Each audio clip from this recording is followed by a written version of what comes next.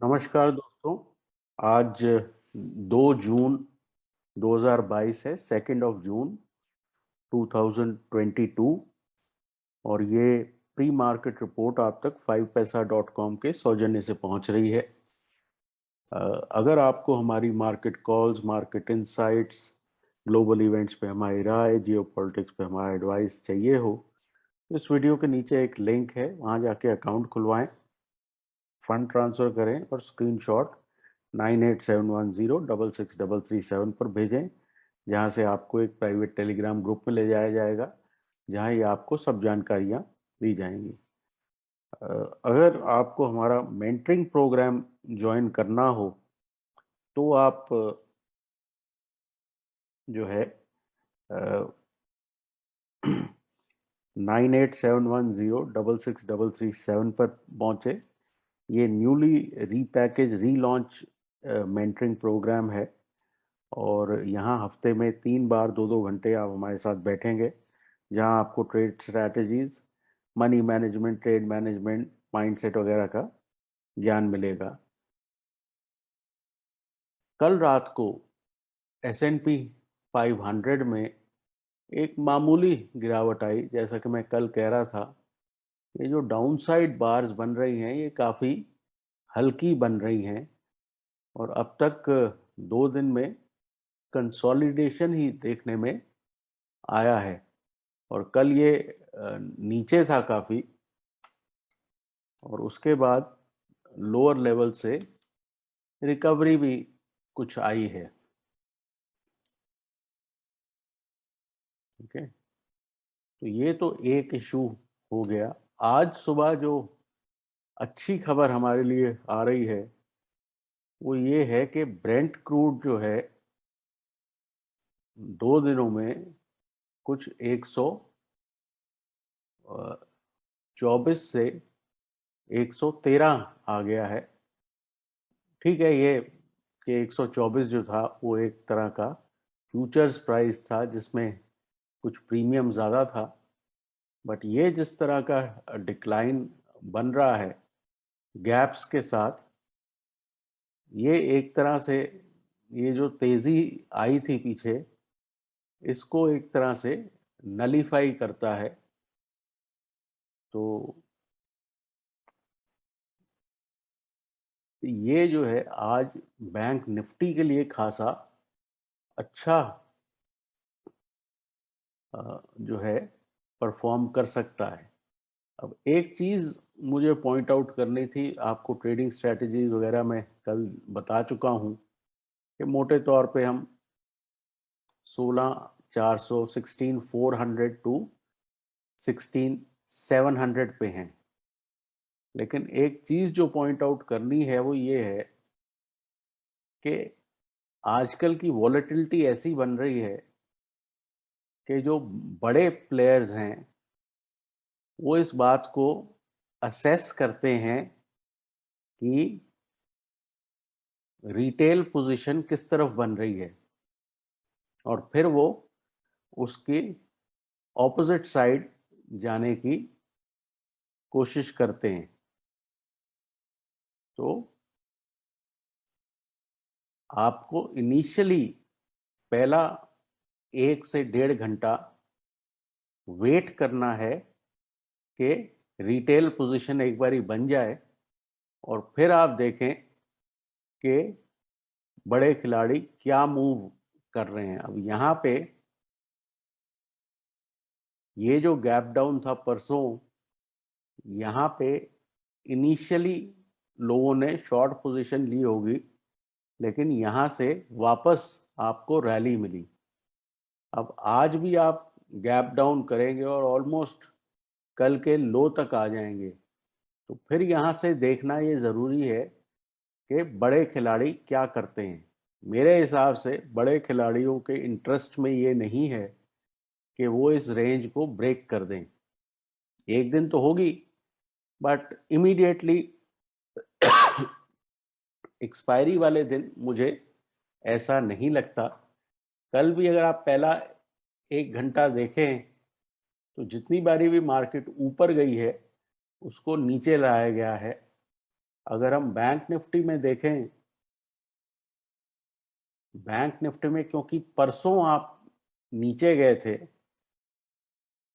तो कल जो है इनिशियल पीरियड में इसको ऊपर ले जाया गया, और जब एक तरफ लोग पोजीशन हो जाते हैं तो ये वापस तेजी से डिक्लाइन होता है।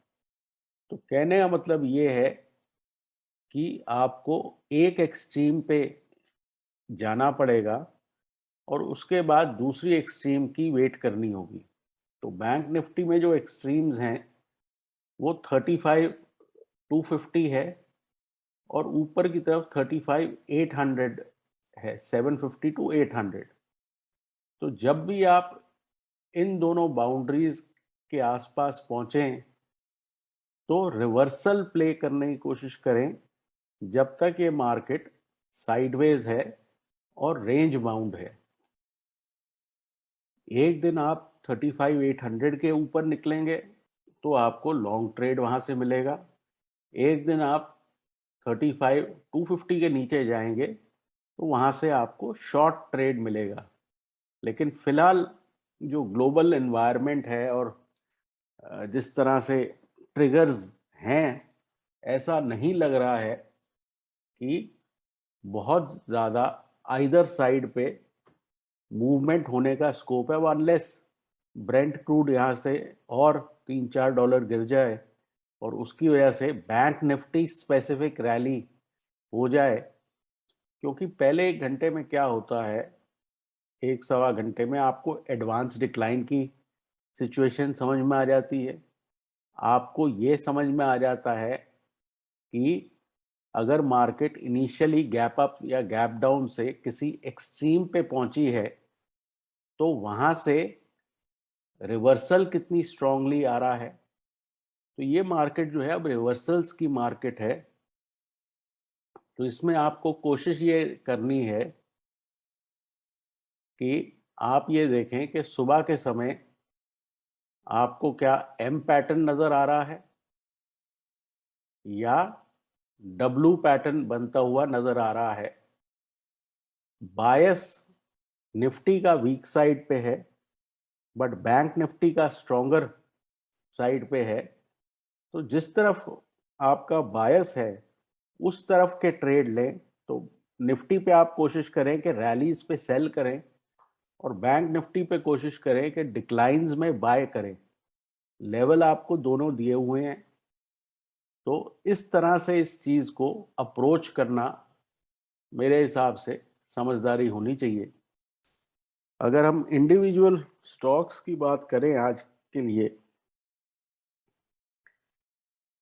तो वोल्टास 1060 कॉल ले सकते हैं, 28 का स्टॉप, 54 का टारगेट। बजाज फाइनेंस 6000 का पुट ले सकते हैं, 200 का स्टॉप, 276 का टारगेट। बीईएल बाय कर सकते हैं, 240 का स्टॉप, 255 का टारगेट। इन्फोसिस जून 1480 का पुट ले सकते हैं, स्टॉप 34 का, टारगेट 56 का। और बजाज ऑटो सेल कर सकते हैं, स्टॉप 3755 का और टारगेट 3580 का। वॉलेटिलिटी मार्केट में बहुत हाई है और उम्मीद है कि ऐसी ही रहेगी। तो इसमें बड़ा क्लियर ये चीज़ है कि अपने पॉइंट्स आप मार्क करें और उन पॉइंट्स के बीच में काम करें जब तक ये मार्केट रेंज बाउंड रहती है। और ट्रिगर्स के बिना कोई फ़ायदा नहीं है। और इनिशियली ये समझने की कोशिश करें कि मार्केट में रिटेल किस तरफ पोजीशन हो रहा है। रिटेल अक्सर अपनी पोजीशन 10:15 10:30 तक बना लेता है। गेम उसके बाद शुरू होता है कि आपको कॉल राइटिंग और पुट राइटिंग पे नज़र रखनी है कि वो किस तरफ पैन आउट हो रही है। तो एक तरफ कॉल राइटिंग पुट राइटिंग है, एक तरफ आपके पिवट्स हैं। तो दोनों ही चीज़ों पे अगर आप नज़र रखें तो ये एक ट्रैपिंग किस्म की मार्केट है, तो आपको ट्रैप्स आइडेंटिफाई करने हैं। तो फिलहाल के लिए इतना ही। मुझे उम्मीद है आज का दिन आपका अच्छा रहे। Take care and good luck. ये प्रेजेंटेशन आप तक 5paisa.com ने पहुंचाई।